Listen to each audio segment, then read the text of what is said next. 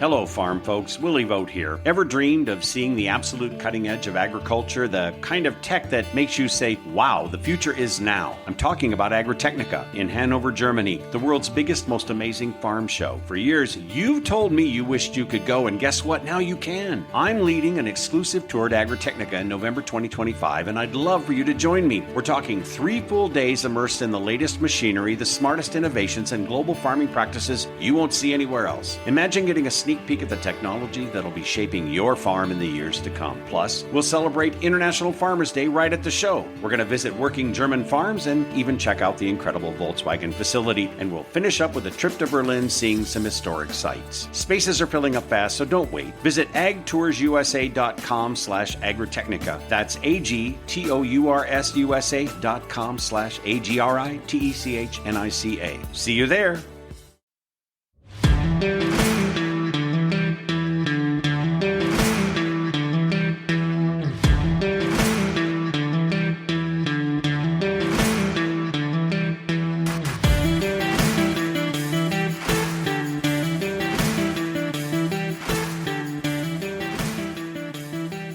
Hi, and welcome to North American Ag Spotlight. I'm Chrissy Wozniak.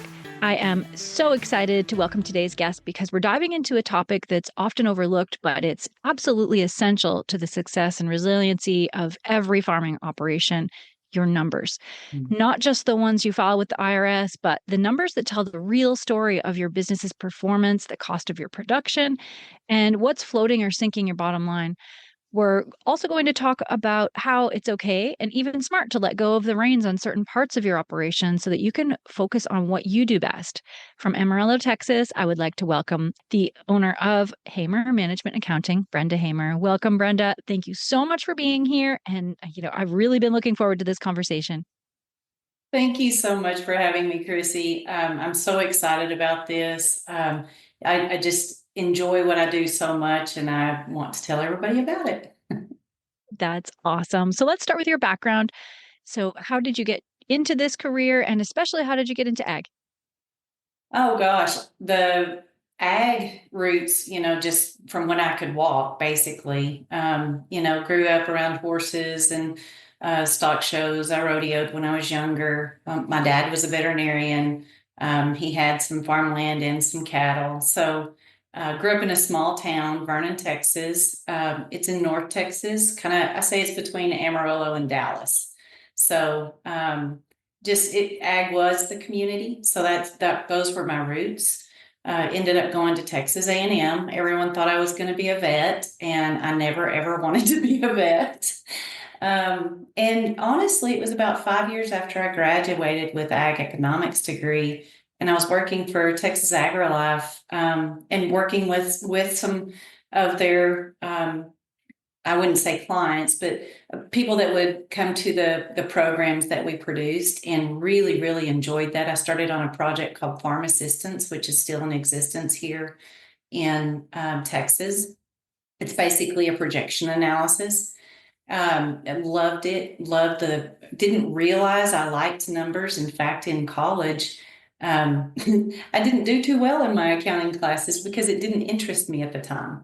So about 5 years after I graduated, I was talking with one of my mentors, and he said, your idea sounds great, but I think you need to go back and get your CPA license. And not knowing what I was getting into, I just drove in and got my license. I had to go back to school to get some more classes in order to sit for the exam.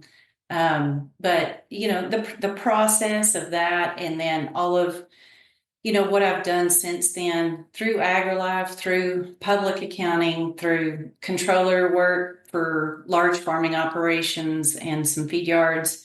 I finally landed here about 4 years ago and dove in and wanted to work more directly with producers rather than that corporate environment. But I'm so thankful for what I learned at those organizations, because it takes, what I thought I knew with agriculture to more of a professional level. So, and I really think ag has gotten so big that they have to be professional in their business ventures. So that's kind of how I finally landed here. I've always done what I do, even in the public accounting firms.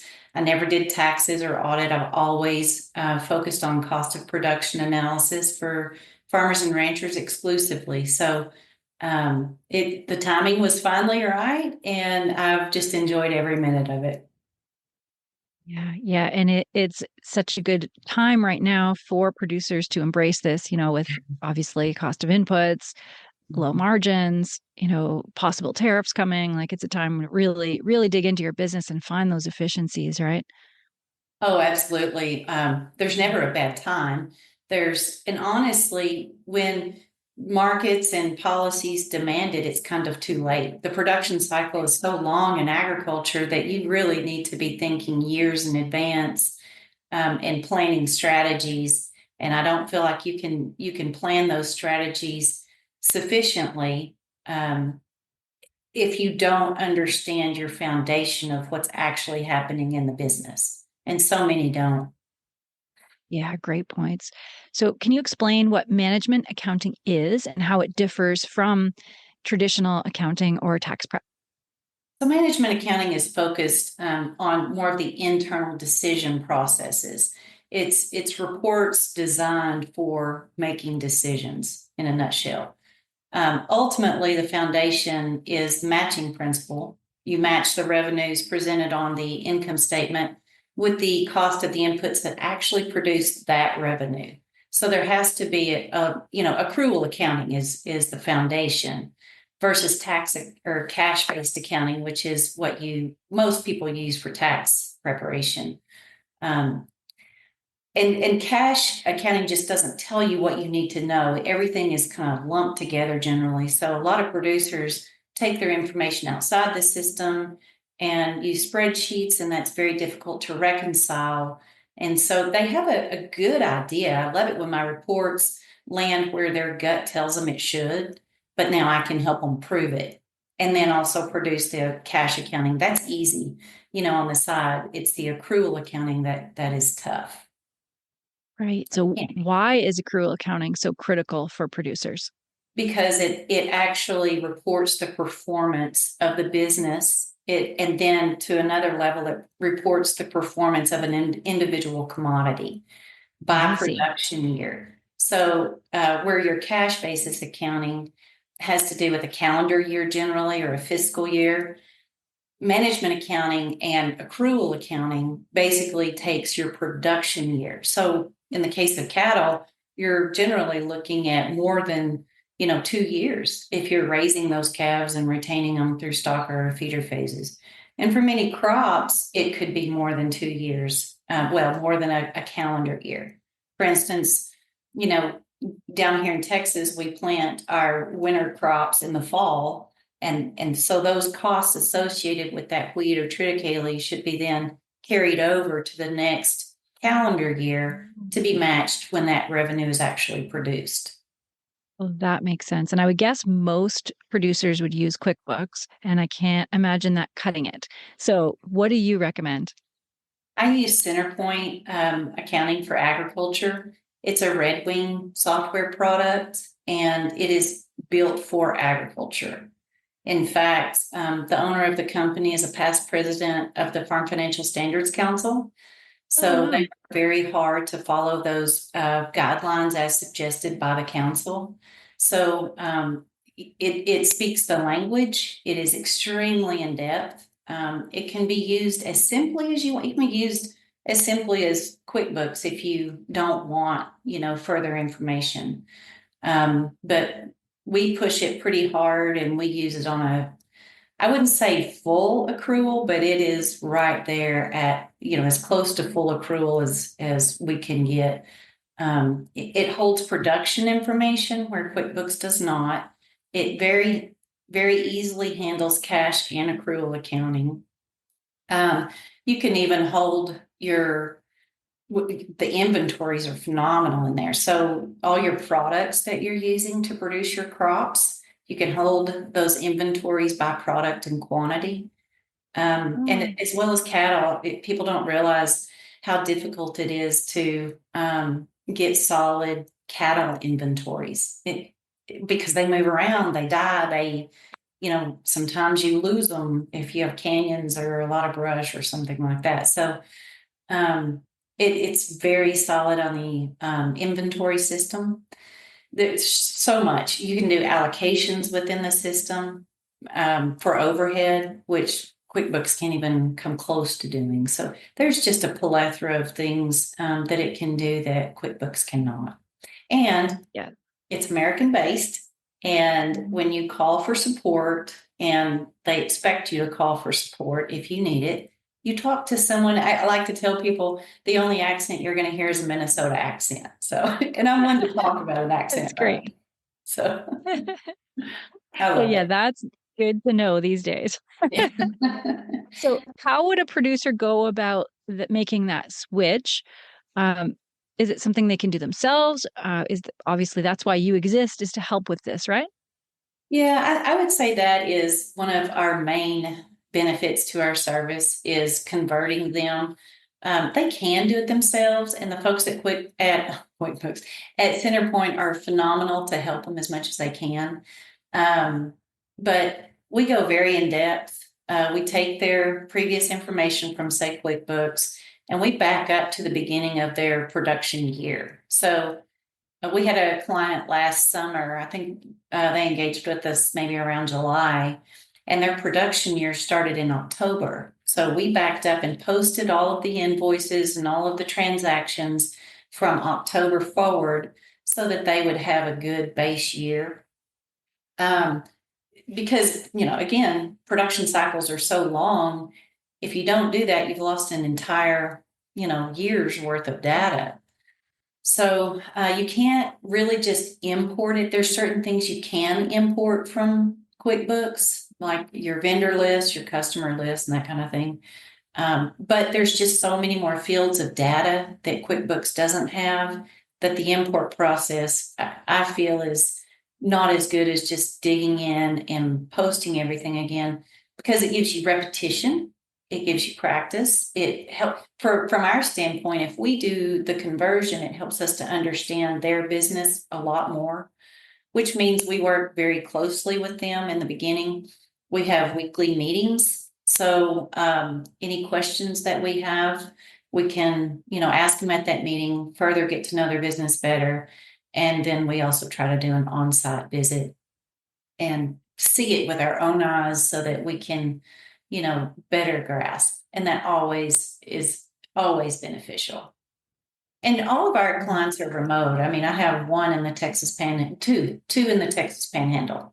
So, there is a cloud version with CenterPoint. It doesn't look any different than the desktop. It's exactly the same. It's just hosted through an RDP. So, it's extensive. Yes, they can do it, but I feel like money is well spent to have us do it. And we write SOPs to help them, with their consistency going forward. And then if they want to engage us to continue with them, we can do that on whatever level they choose. If they want to do the daily work, they can, and then we can come in and help with the allocations and the reporting and stuff. Yeah, I really like the thought of being able to track each commodity separately. And when you think about your own clients you've worked with, what are some of the surprising inefficiencies you've found when you're really focusing on commodity, not just the big picture, money in, money out? Well, I guess I can pull on one of my more recent clients, just evaluate. So they have, quite a few stalkers, and those stalker cattle are at different ranches. So we can evaluate each ranch individually and let them know what it's costing them per head day at each ranch. So when they kind of see on paper which ranch is performing and which ranch isn't, then they can develop their SOPs for a ranch to have more consistency across their ranches and, point those inefficiencies out a lot easier than everything just being dumped into one big pile. Oh, yeah, I love that. And then what about for crops as well? Can you do, soybean, Oh, corn? yes. Yeah. In Yeah. fact, CenterPoint is really better built out for crops because they're in Minnesota. Oh, They most of their customers are farmers. And so we kind of have gone more on the cattle end. But for our farmers, and we have several of those as well, this program can go all the way down to the particular field. So if they marry the financial data with maybe their tractor data, their spraying records and so forth, they can overlay those costs and really dial in on, which field is efficient, which isn't, which honestly, most people are they're going to take those inefficient fields with the efficient ones just because they need more of that volume, and they don't want to lose their leases if it's a field that is particular, maybe their leaseholder has several of their places. They're still going to take those inefficient ones, but at least they can point it out and maybe put less resources on it if they choose.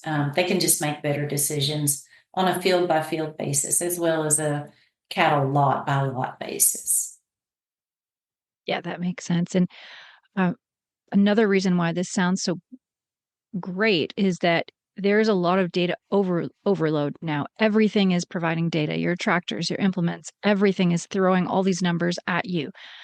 So how does your system, I guess it would give them reports, and then you have these meetings as well to kind of take that data and make some sense out of it, right? Well, that's exactly right. For instance, one of our clients, once we got the cost of production information for the base year, we then projected that out for 24 months. So, you can mold that around. Now, that report is not within the system. We did have to download that, and, we built a scenario analysis where they can mess with the input prices, or, this particular one was cattle. So maybe they had less head days or more at a particular ranch.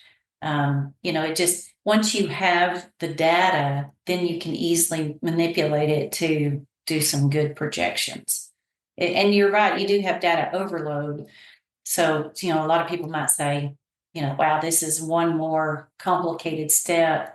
But if you have production information, but you don't marry that with financial information, then, I'm not sure if you can tell where that point of efficiency is.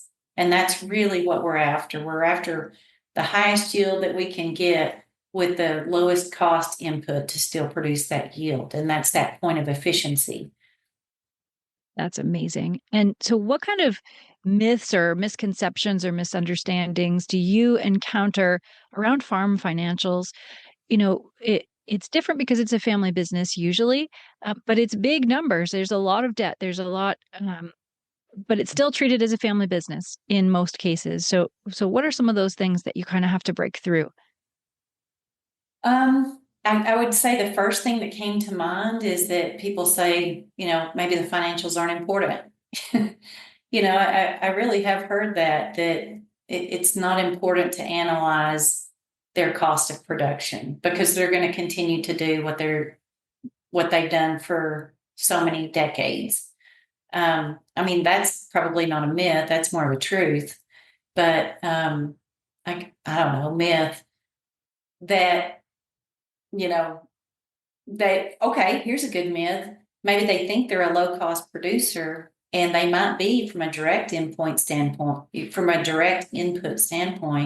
but then their overhead, maybe 60% of those costs. And honestly, that's what we're finding is that when people evaluate only their direct costs, that seed, chemical, fertilizer, and they don't take into account the machinery, the labor, the new furnishings at the house, whatever it is that you're spending your business dollars on, that has to be included, or else, you're telling yourself a lie. You're telling yourself a big myth that your cost of production is at this low point, and it's actually 60% higher than what you thought.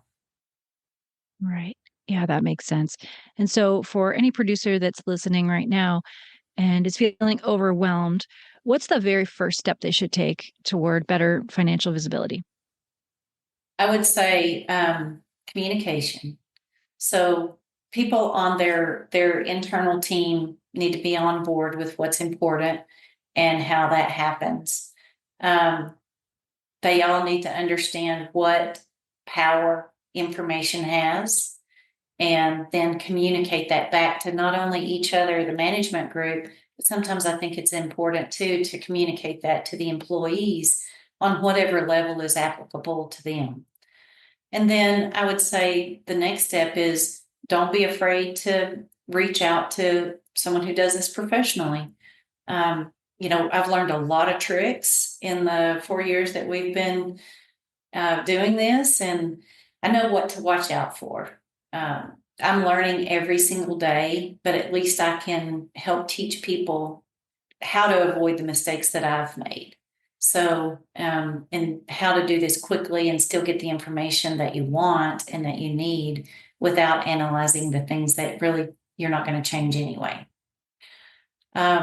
So I would say, if this is something that interests the audience, they could reach out to me. We can have a discussion. We can show them, what it can do. And then, you can always back off from there. Maybe you want to start slower and grow into more detail, because I think honestly, it's probably a big mistake to just go to full Nelson right off the bat, because there's just so much to do and so much data that, you can get overwhelmed pretty easily. So I can help guide them through how to start simply, but still lay that foundation to have even more detailed later that is still comparable to where they start.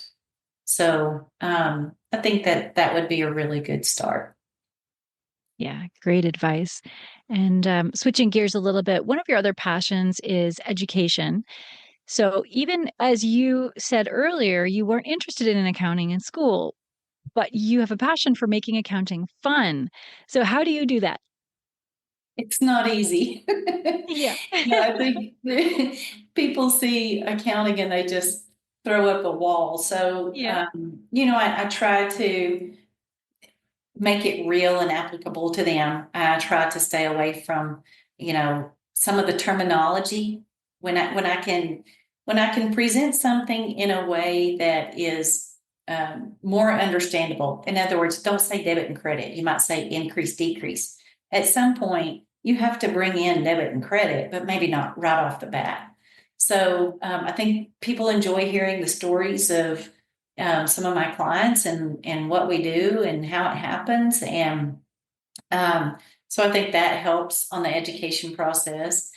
But honestly, if somebody has zero interest in this, they are not going to want to be educated on it. Yeah. And so it's kind of one of those things. When I worked for AgriLife, we had a whole group. I think there was 18 in this program that we were putting on, and the whole idea was to create a management plan. And part of that management plan was the management accounting, which I taught. So, I would do things like throw candy, ask questions, whatever it is that keeps them awake, because some of it can be pretty boring until you get to the output, until you see the reports.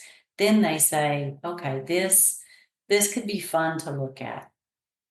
One of our clients says, I love to eat the sausage, but I hate to make the sausage. So, he wants the reports, but he doesn't really care how it happens.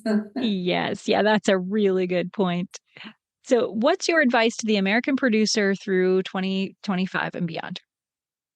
Step out of your comfort zone. Typically they're most comfortable on the production end, but you got to remember that you're also a business owner.